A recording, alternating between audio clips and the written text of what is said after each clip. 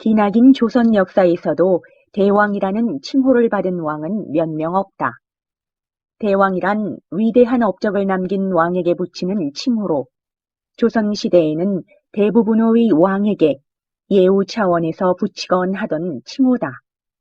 하지만 오늘날까지 대왕이라는 이름으로 역사 속에 이름을 남긴 왕들은 몇 없다. 대왕이라는 이름으로 오늘날까지 살아남아 있는 왕들 중 우리에게 가장 잘 알려진 왕, 우리 민족의 스승이자 자부심이라는 수사를 아무렇지 않게 붙일 수 있는 왕, 바로 세종대왕의 무덤이 여주에 남아있다. 여주시 능서면에 영릉이라는 같은 이름을 가진 왕릉이 700m의 거리를 두고 자리하고 있다. 하나는 세종대왕의 영릉이고 또 하나는 효종대왕의 영릉이다. 대왕으로 불리는 왕들이 나란히 모셔져 있는 셈이다. 따로 세종대왕릉이라고도 불리는 영릉은 조선 최초의 합장릉으로 본래는 서초구에 있는 헌릉 서쪽에 세종과 소헌왕후의 능이 쌍실로 조용되어 있던 것이다. 소헌왕후가 먼저 죽고 뒤이어 세종이 죽자 헌릉 서쪽에 합장하였지만 예종 시기에 영릉의 자리가 불길하다는 이유로 지금의 자리로 옮겨왔다. 본래 터에 있던 상석과 망주석, 문, 무석인 등의 성물은 그 자리에 묻혔다가 지금은 세종대왕 기념관 야외에 구영릉 성물이 전시되어 있다. 새로 옮긴 영릉의 자리는 명당 중의 명당이다. 봉황이 날개를 펴고 내려오는 형국이라고 하며 주산을 뒤로 한 채 산의 중허리에 봉분이 조형되어 있다. 좌우측에는 청룡, 백호를 이루고 남쪽으로는 멀리 안산인 북성산을 바라보고 있다. 세조 때 만들어지고 예종 때 선포된 국조 우례의에 따라 조성되었으며 이후 조선 능제의 기본이 된 능이기도 하다. 1975년부터 성역화하면서 대대적으로 정비하여 오늘날의 모습이 되었다. 능역 옆에는 세종대왕 기념관인 세종전이 있고 그 안에는 세종의 여러 가지 과학적 업적을 하나하나 잘 설명해주고 있다. 오래된 왕릉이지만 성역화 작업을 거치면서 전체적으로 정비가 되었기에 무척 깔끔한 모습이다. 훈인문이라고 써진 문을 지나면 반듯한 석재가 인상적인 길이 등장한다. 다른 왕릉과는 달리 능역까지 가는 길 하나하나가 무척 깔끔하고 근대적인 향기가 물씬 풍기는 모습이다. 넓게 조성된 들판과 군데군데 서 있는 나무 사이를 걸어다 보면 석재로 만들어진 금천교와 붉은 홍살문이 등장한다. 능역의 안쪽과 바깥쪽을 구별하는 구조물들로 임금의 홀령이 머무는 신성한 장소임을 나타내고 있다. 홍살문을 지나면 참도가 등장한다. 다른 왕릉에서는 박석으로 투박하게 조성해 놓지만 영릉의 참도는 모양이 조금 다르다. 네모 반듯한 돌들이 3도 형식으로 깔려 있는데 일반적인 왕릉에서는 찾아보기 힘든 모습이다. 참도가 끝나면 제례를 드리는 정자각이 보인다. 조선 초에 만들어진 건물치고는 깨끗한 모습을 보이고 있는데 이 역시 성역화 작업 때 보수한 것으로 보인다. 뒤편 서쪽에는 제문을 태우는 예감이 작게 마련되어 있다. 정자각과 꽤 거리를 두고 수복방과 수락관이 위치하고 있다. 관리나 노비들이 거처하면서 제례 음식을 준비하던 곳으로 주초석만 남아있던 것을 1977년에 원형대로 복원한 것이라고 한다. 정자각 우측에는 비각이 있고 안에는 비석이 있다. 세종대왕과 소헌왕후의 양력, 그리고 영릉을 옮긴 사실 등을 기록한 비석으로 영조 21년인 1745년에 세워졌다고 한다.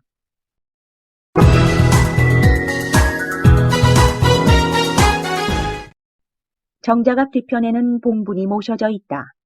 다른 왕릉은 보존을 위해 보통 봉분이 모셔져 있는 곳은 출입이 금지된 경우가 많은데 영릉은 가까이에서 살펴볼 수 있도록 개방하고 있다. 국조 우례의를 만든 세조의 유명에 따라 병풍석은 두르지 않고 난간석만 설치하였다. 세종과 소헌왕후의 합창릉이지만 구덩이 속에 관 사이를 석회로 메운 형태이기 때문에 혼유석은 두 개가 마련되어 있다. 본래 난간석에 조각되는 12지 신상 역시 간소화하여 문자로 표현되어 있다. 그 이외에 문, 무석인, 장명 등 망주석 등의 성물들은 다른 왕릉과 마찬가지 형태를 취하고 있다. 세종은 태종의 셋째 아들로 태어났다. 본래라면 왕위 계승권은 형인 양녕대군에게 있지만 그는 갖은 기행을 일삼아 폐세자 되고 독서와 공부를 좋아하던 세종이 왕위를 잇게 된다. 야사에는 양녕대군이 왕위에 어울리는 충녕대군을 위해 일부러 기행을 행했다는 이야기도 남아있다. 세종은 조선 최고의 중흥기를 이끌었던 왕이었기에 그와 관련된 많은 이야기들도 전해진다. 너무 책을 좋아해서 태종이 책 읽기를 금지시키자 몰래 숨겨둔 책을 읽었다는 이야기도 있고, 우애가 각별해서 폐세자 되어 출궁하게 된 양녕대군과 죽을 때까지 사이가 좋았다는 이야기도 있다. 태종이 만든 안정적인 조선에서 22세의 젊은 나이에 왕이 된 세종. 이후 31년의 재위기간 동안 세종은 오늘날까지 전해지는 무수히 많은 업적을 남기게 된다. 가장 먼저 언급하지 않을 수 없는 것이 훈민정음이다. 세계에서 가장 과학적인 문자라는 평이 자자한 한글의 기초가 된 문자. 한자를 배우기 힘든 백성들을 위해 세종은 쉽게 읽을 수 있고 배울 수 있는 훈민정음을 개발한다. 세종은 문답하기를 좋아해서 학자들을 중용했고 우리가 익히 알고 있는 지편전을 만들어 조선의 학문적, 과학적 중흥기를 이끌어냈다. 세종은 당시 천대받던 서얼, 장인 출신이라도 능력만 된다면 크게 신경 쓰지 않고 중용했다. 그 대표적인 인물이 조선 과학의 아버지라 불리는 장영실이다. 정치면에서는 조선이라는 나라의 기틀을 정확하게 잡았다고 할 수 있다. 태종이 그 기반을 마련했다고는 하지만 아직 나라가 세워진 지 50년도 채 되지 않은 상황이었다. 불교 중심으로 돌아가던 국가를 유교를 중심으로 재구성하는 것, 그것이 조선의 4대 왕이 된 세종의 과제였고 그는 그 과제를 누구보다 완벽하게 수행해낸다. 세종은 문화와 과학의 발전뿐만 아니라 백성에 대한 복지에도 많은 신경을 썼다. 장애인과 노인에게는 세금을 면제해주고 부모를 잃은 자식이나 남편을 잃은 여자에게는 쌀을 지급해주는 등 오늘날과 비교해도 전혀 손색 없는 복지 정책을 세종은 600여 년 전에 실시했다. 영릉은 다른 왕들과는 다르게 항상 관광객들로 넘쳐난다. 조선 역사상 최고의 천재라는 세종의 자취를 조금이나마 느끼고 싶은 이들의 발길이 자연스레 영릉으로 향하는지도 모르겠다. 세종은 자신의 무덤을 찾는 많은 후손들을 어떤 눈으로 바라보고 있을까? 600년이 흘러서도 여전히 자신을 기억해주고 잊지 않으려는 이들. 세종의 인자한 미소를 머금은 따스한 바람이 불어오는 듯하다.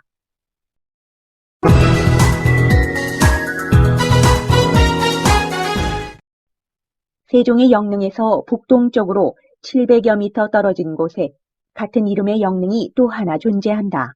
바로 효종대왕과 인선왕후가 잠들어 있는 영릉이다. 왕릉의 조성은 조선에서 무척 중요한 일이었다. 때문에 왕릉 조성은 서로의 세력을 과시하고 정권을 잡기 위한 수단으로도 많이 사용되고는 했다. 효종의 영릉 역시 마찬가지였다.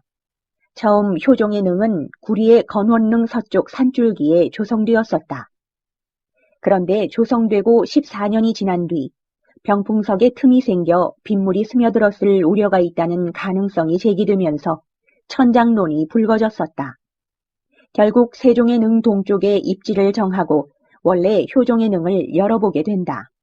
하지만 물이 들어온 흔적은 전혀 없었고 무탈한 능을 열어보았다고 하여 천장에 연루된 자들은 면직을 당하거나 처벌을 당해야 했다.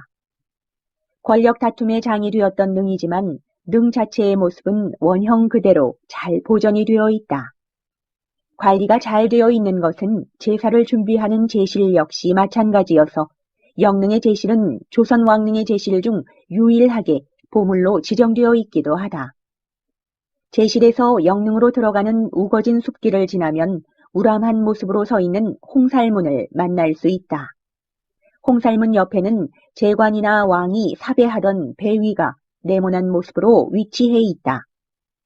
홍살문을 지나면 신도와 어도로 구분되어 있는 참도가 나온다.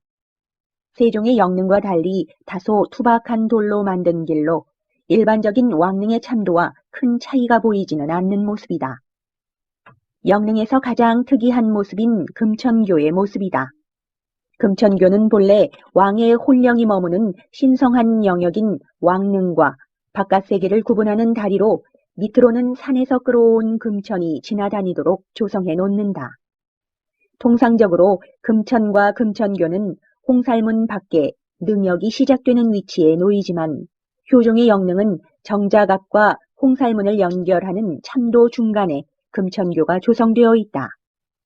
자연 지형을 훼손하지 않기 위한 배치로 보인다. 금천교를 지나면 여타 왕릉처럼 재래 공간인 정자각이 등장하고 그 옆으로는 능 주인의 생애와 업적이 새겨져 있는 비석이 있는 비각이 위치해 있다.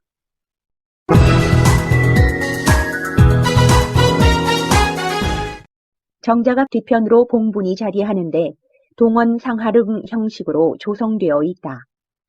동원 상하릉이란 같은 능역 안에 봉분이 상하로 조형되어 있는 것을 말하는데 영릉이 조선 최초로 조형된 동원 상하릉이라고 한다. 일반적으로 왕릉과 왕비릉을 조성할 때는 쌍릉으로 조성하는데 영릉의 경우에는 쌍릉으로 조성할 경우 생기가 왕성한 정혈을 비켜가야 하기 때문에 좌우 쌍릉이 아닌 동원 상하릉 형식으로 조성한 것이다. 왕릉의 봉분 주위로는 곡장이 설치되어 있지만 왕비의 능에는 곡장이 없어 두 능이 한 영역 안에 있음을 보여주고 있다. 왕릉과 왕비릉 모두 병풍석은 존재하지 않는다.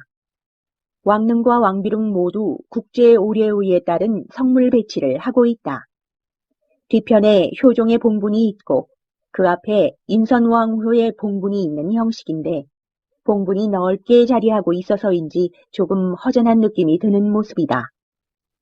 효종은 조선 역사상 가장 무능력한 군주라는 평이 있는 인조의 둘째 아들이다.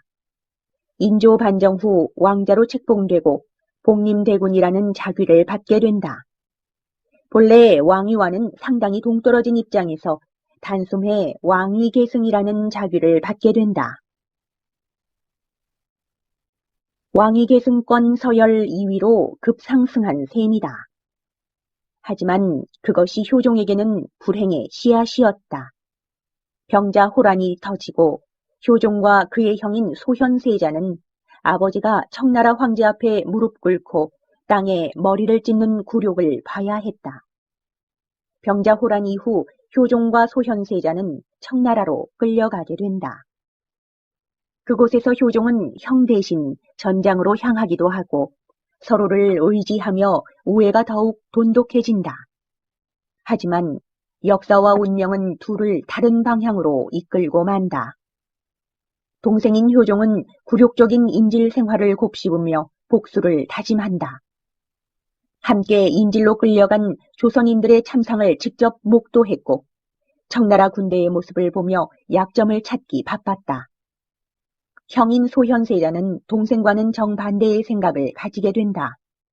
그는 청나라의 발달한 문물과 서역에서 들어온 문화, 천주교 선교사들의 지식을 보며 그들을 닮아야겠다는 생각을 한다. 9년 만에 귀국한 소현세자는 그 꿈을 이루기 위해 조금씩 움직이기 시작한다. 청나라의 문물을 아버지인 인조와 조정 대신들에게 소개하고 서양 과학을 받아들이자고 주장한 것이다. 복수를 꿈꾸는 인조와의 갈등은 예정된 수순이었다. 그 갈등이 매듭지어지기도 전에 소현세자는 귀국 3개월 만에 급사하게 된다. 독살되었다는 의견도 많았으나 인조는 소현세자를 급히 폐위시키고 그 자리에 효종을 앉힌다. 결국 1649년 효정은 인조의 뒤를 이어 즉위한다. 초기에는 청나라의 감시가 삼엄해 군비 확장이나 북벌은 생각도 못했고 내정에 집중하여 백성들의 생활을 살핀다. 대동법도 이 시기에 전격적으로 실시하였다. 청나라에서 조선에 대해 강경책을 펴던 세력이 사그라지자 효종은 본격적으로 북벌 계획에 착수한다. 신흥 무관들을 대거 등용하고 군비를 확충하며 병력을 징집하기 시작한 것이다. 가열차게 달리던 북벌 준비와 여러 사건이 겹쳐 효종은 과로로 쓰러지고 치료를 받던 중 실수가 발생해 과다출혈로 사망하게 된다. 굴곡진 인생에 비해 너무나도 갑작스럽고 허망한 죽음이었다. 효종은 조선에서 유일하게 청을 치려고 했던 패기 넘치는 왕이다. 하지만 오늘날 그는 자신의 망상에 빠져 시대를 잘못 읽은 왕으로 평가받는다. 그 결과가 어떠했고 시대가 어떠했든 간에 효종은 자신이 원하는 조선, 자신이 꿈꾼 조선을 명확하게 그려냈고 그 꿈을 향해 똑바로 전진했다. 그 호기로움과 추진력 덕에 효종은 대왕이라는 칭호를 얻을 수 있었고 오늘날 민족의 정체성을 지키려 했던 왕으로 기억될 수 있었다. 고든 마음이 고스란히 남아있는 영릉의 모습이 아련하게 가슴을 적신다.